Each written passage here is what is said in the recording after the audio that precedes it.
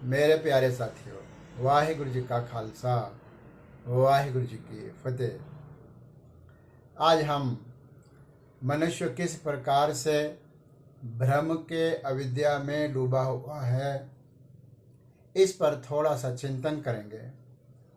परमात्मा ने आपको इस संसार में स्वयं को जानने के लिए भेजा है और हर एक व्यक्ति स्वयं को जितना जानता है और यह समझता है कि मैं यह हूँ, वह भ्रम में है। भ्रम के कारण हम अपने वास्तविक स्वरूप को नहीं जानते। भ्रम क्या है? हम अपने आप को समाज के इकाई समझते हैं, परिवार की इकाई समझते हैं। वह कुछ हद तक ठीक है, लेकिन वास्तव में आप सभी परमात्मा की इकाई हो और परमात्मा ने आपको इस संसार में इसलिए भेजा है कि तुम अपने स्वयं को जान लो, अपने निज स्वरूप को जान लो। हम नहीं जान पाते क्योंकि हमारे चिदाकाश के ऊपर आत्मा रूपी जो कुंड है, उसके अंदर जो पानी जल भरा हुआ है परमात्मा रूपी, उसके ऊपर एक काई जमी हुई है, कंजाल जमा हुआ है।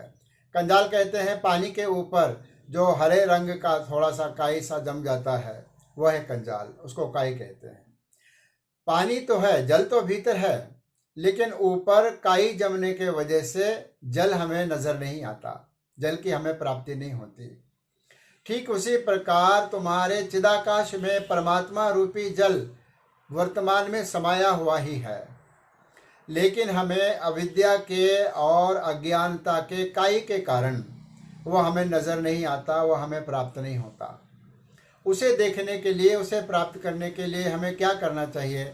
वह जो काई है ऊपर से पानी के, अगर हटा दी जाए तो पानी तो वह ही, पानी कहीं नहीं गया।